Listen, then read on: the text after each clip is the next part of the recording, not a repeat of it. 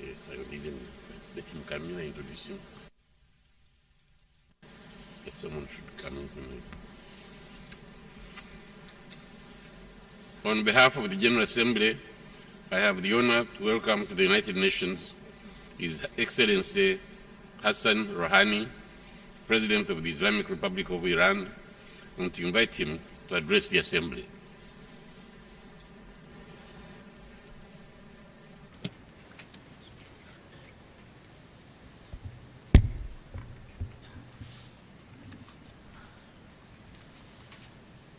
Bismillahirrahmanirrahim.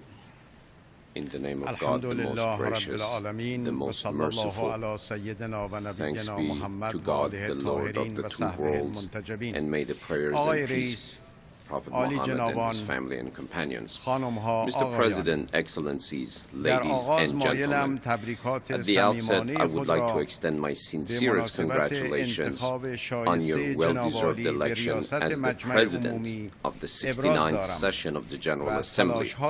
I also express my appreciation to His Excellency Mr. Ban Ki-moon for all his efforts. It is my genuine hope that this year's session of the General Assembly brings the world in its current critical situation a step closer to security and tranquility of human beings, which is, of course, a fundamental goal of the United Nations. Mr. President, I am coming from a region of the world whose many parts are currently burning in the fire of extremism and radicalism. To the east and west of my country, extremists threaten our neighbors, resort to violence, and shed blood. They, of course, do not speak a single language. They are not of a single skin color and not of a single nationality. They have come to the Middle East from around the world. They do, however, have a single ideology, violence and extremism. They also have a single goal, the destruction of civilization, giving rise to Islamophobia and creating a fertile ground for further intervention of foreign forces in our region. I deeply regret to say that terrorism has become globalized from New York to Mosul, from Damascus to Baghdad, from the easternmost to the westernmost parts of the world, from Al-Qaeda to Daesh. The extremists of the world have found each other and have put out the call. Extremists of the world, unite. But are we united against the extremists? Extremism is not a regional issue that only the nations of our region have to grapple with. Extremism is a global issue. Certain states have helped in creating it and are now failing to withstand it.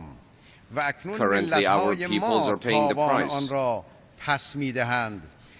Today's anti-Westernism is the offspring of yesterday's colonialism. Today's anti-Westernism is a reaction to yesterday's racism. Certain intelligence agencies have put blades in the hands of madmen who now spare no one.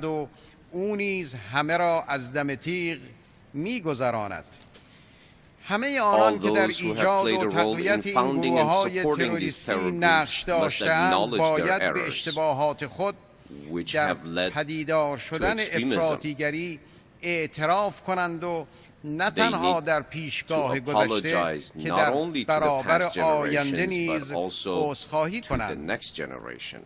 To fight the underlying causes of terrorism, one must identify its roots and dry its source fountains. Terrorism germinates in poverty, unemployment, discrimination, humiliation, and injustice. And it grows in the culture of violence. To uproot extremism, we must spread justice and development, and disallow the distortion of divine teachings to justify brutality and cruelty. درد بزرگتر آن است که این تروریست ها به نام دین خون میریزند و به نام اسلام سر میبرند. میخواهند این حقیقت مسلم تاریخ را پوشیده نگه دارند که بر اساس آموزه همه پیامبران الهی از ابراهیم و موسی تا عیسی و محمد علیهم السلام کشتن یک انسان بیگناه را همانند کشتار همه بشریت میشمارند. من در شگفتم این گروه‌های آدمکش خود را گروه اسلامی مینامند و شگفت‌آورتر آنکه رسانه‌های غربی نیز در همراهی با آنان این نام مجعول را که تنفر همه مسلمانان را برمی‌انگیزد تکرار می‌کنند. غافل از آن که مسلمانانی که هر روز خدای خویش را به صفت رحمانیت یاد می کنند و از پیامبر خویش درس عطوفت و محبت آموختند، این افتراها را بخشی از پروژه اسلام هراسی می شمارند.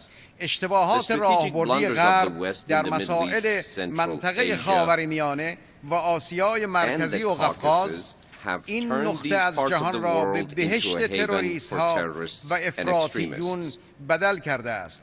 تجاوز نظامی به افغانستان و عراق و مداخلات نادرست در تحولات سوریه نمونه‌های روشنی از این راهبرد غلط در منطقه خاورمیانه است. اتخاذ رویکردهای غیر مسالمت آمیز و تجاوز و اشغال نظامی از آنجا که معیشت و حیات مردم عادی را هدف قرار می‌دهد، پیامدهای روانی و رفتاری متعددی را در پی دارد که امروز بروز آن را به صورت خشونت و آدمکشی در منطقه خاورمیانه و آفریقا مشاهده می‌کنیم که حتی برخی شهروندان سایر نقاط جهان را هم با خود همراه کرده است.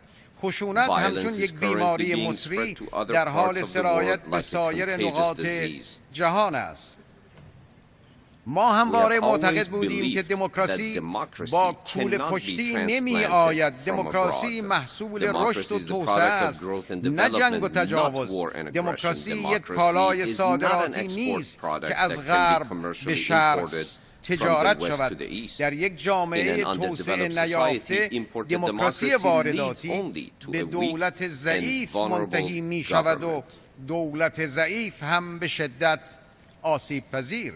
وقتی پای ژنرال ها به منطقه باز شد، انتظار نداشته باشید دیپلمات ها به استقبال آنان بروند. وقتی جنگ شروع شد، دیپلماسی به پایان میرسد. وقتی تحریم آغاز شد، نفرت عمیق از تحریم کنندگان هم شروع می شود. وقتی فضای خاورمیانه امنیتی شد، پاسخ آن هم امنیتی می شود. منافع کشورهای غربی در این منطقه در گرو به رسمیت شناختن باورها و خواست مردم منطقه در قالب نظامهای مردم سالار است. تجربه پیدایش القاعده، طالبان و گروه‌های افراطی اخیر نشان داد که نمی شود از گروه‌های افراطی برای مقابله با کشورهای مخالف استفاده کرد و پس از آن از عوارض پیدایش این افراط در امان ماند.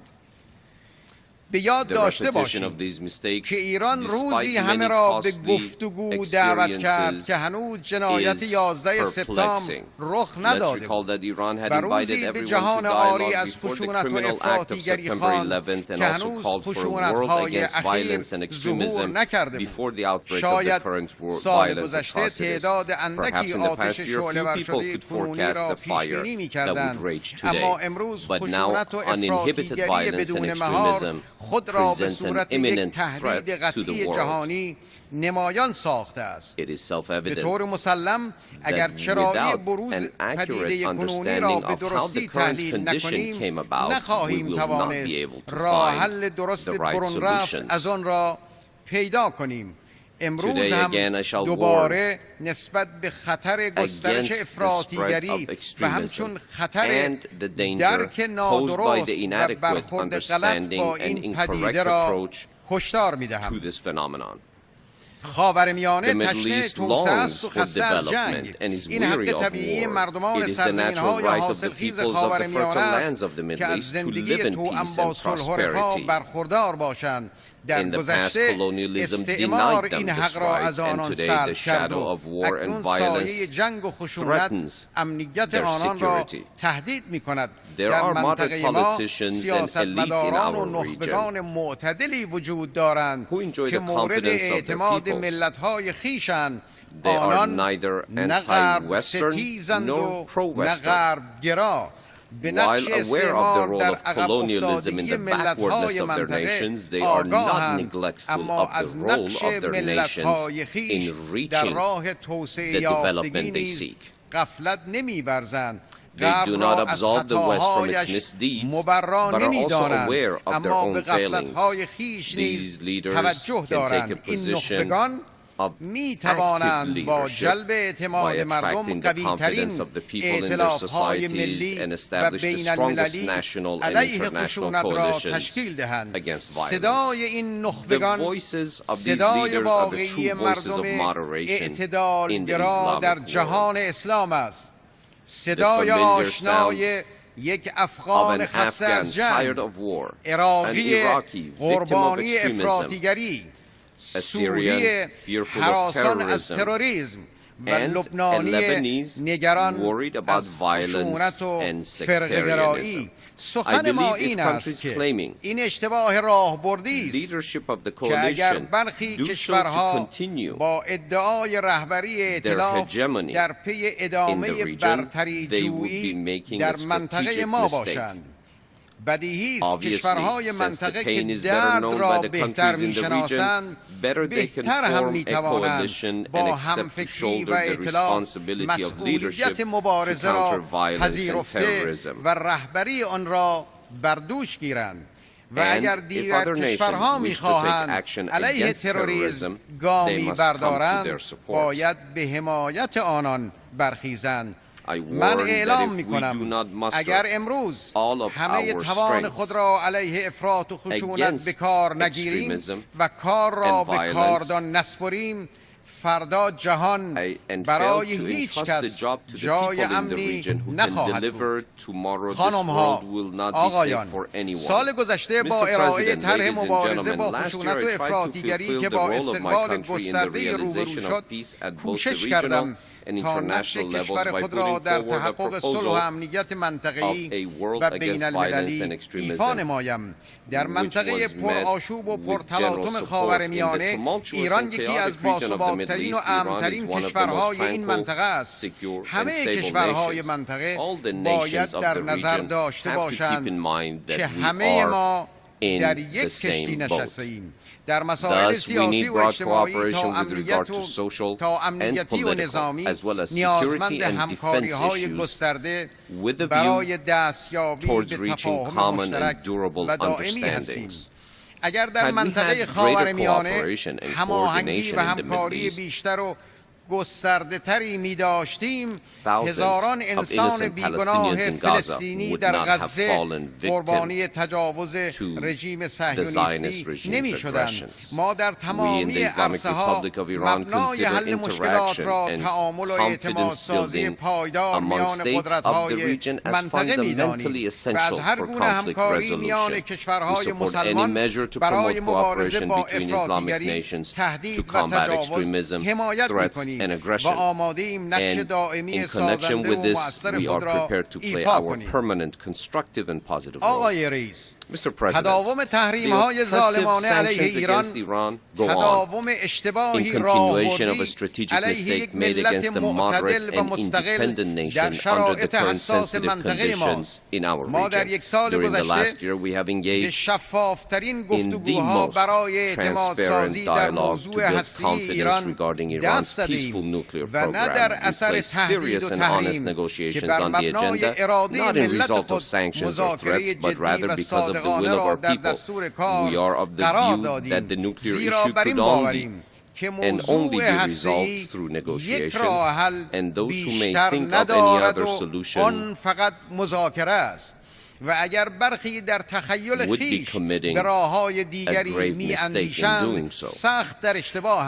Any delay in arriving at a final agreement not only raises the costs, not only at our expense, but also at the expense of the economy and trade of other parties, as well as the development and security prospects of our region. No one should doubt that compromise and agreement on this issue is in the best interest of everyone, especially that of the nations of the region. The nuclear negotiations between Iran and the 5+1 have continued during the past year and the past few months with seriousness and optimism on both sides. According to all international observers, the Islamic Republic of Iran has carried out its commitments in good faith. Although some of the observations and actions of our counterparts have created certain doubts regarding their determination and realism, we hope that the current negotiations will lead to a final accord in the short amount of time that we have left. We are committed to continue our peaceful nuclear program, including enrichment, and to enjoy our full nuclear rights on Iranian soil within the framework of international law. We are determined to continue negotiations with our interlocutors in earnest and good faith, based on mutual respect and confidence, removal of concerns for both sides, as well as equal footing and recognized international norms and principles. I do believe mutual adherence to the strict implementation of commitments and obligations and avoidance of excessive demands in the negotiations by our counterparts in Iran is the prerequisite for the success of the negotiations. A final accord regarding Iran's peaceful nuclear program can serve as the beginning of multilateral collaboration aimed at promoting security, peace, and development in our region and beyond. The people of Iran, who have been subjected to pressures, especially in the past 3 years, as a result of continued sanctions, cannot place trust in any security cooperation between their governments with those who have imposed sanctions and created obstacles in the way of satisfying even their primary needs, such as food and medicine. These sanctions will create additional impediments in the way to the future long-term cooperation. The people of Iran are devoted to certain principles and values at the apex of which are independence, development, and national pride. If this obvious national fact is not understood by our negotiating partners and they commit grievous miscalculations in the process, a historic and exceptional opportunity will be lost. As you know, during the ongoing nuclear negotiations in this year, the Iranian government took some initiative and created favorable conditions which resulted in a new phase in the Geneva Joint Plan of Action. We are determined to continue our confidence-building approach and our transparency in this process. If our interlocutors are also equally motivated and flexible, and we can overcome the problem and reach a long-standing agreement within the time remaining, then an entirely different environment will emerge for cooperation at the regional and international levels, allowing for greater focus on some very important regional issues, such as combating violence and extremism in the region. Arriving at a final comprehensive nuclear agreement with Iran will be a historic opportunity for the West to show that it does not oppose the advancement and development of others and does not discriminate when it comes to adhering to international rules and regulations. This agreement can carry a global message of peace, security, indicating that the only way to attain conflict resolution is through negotiations and respect, and not through conflict and sanctions. Mr. President, ladies and gentlemen, last year the great nation of Iran broadly participated in the calm and impressive presidential elections and endorsed the discourse of foresight, hope, and prudent moderation. Thereafter, they supported their elected government in its efforts in building the country, while some of the countries around Iran have fallen prey to war and turmoil. Iran remains secure, stable, and calm. My government's principal policy is to work towards constructive interactions with our neighbors on the basis of mutual respect and with emphasis on common interests. The notion that Iran seeks to control other Muslim countries in the region is a myth fanned in the recent years in the context of an Iranophobic project. Those who make these claims need imaginary enemies to sustain tensions and sow division and conflict. Thus, in this way, pushing for the redeployment of national resources away from development. We work towards putting an end to the delusional Iranophobia, setting the stage for building strategic partnerships with our neighbors. همانطور که در سال گذشته نسبت به توسعه خشونت و افراطی هشدار دادم، امسال نیز تاکید می‌کنم که اگر رویکرد درست برای مواجهه با این مسئله اتخاذ نشود، به سمت منطقه‌ای ناآرام و پرتلاطم با بازتاب‌های جهانی خواهیم رفت. راه حل درست برخورد با این مسئله مهم نه از بیرون بلکه با محوریت و ابتکارات درونی و البته همکاری‌های بین المللی قابل تصور است. خدای بزرگ در قرآن کریم به مؤمنانی که کار شایسته را در برنامه عمل خود قرار می‌دهند مژده داده که بر زمین ماندگاری خواهند داشت و بیم و هراسشان به امن و امان بدل خواهد شد ولیبدلنهم من بعد خوفهم امنا. امیدوارم نسل ما با تلاشی شایسته زمینی ایمن‌تر و آبادتر برای نسل فردا به یادگار بگذارد. توفیق همه شما را آرزومندم. متشکرم.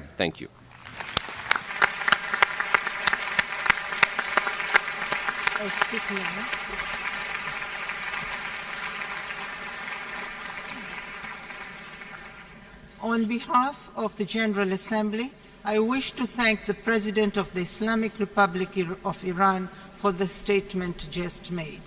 May I request representatives to remain seated while we greet the President.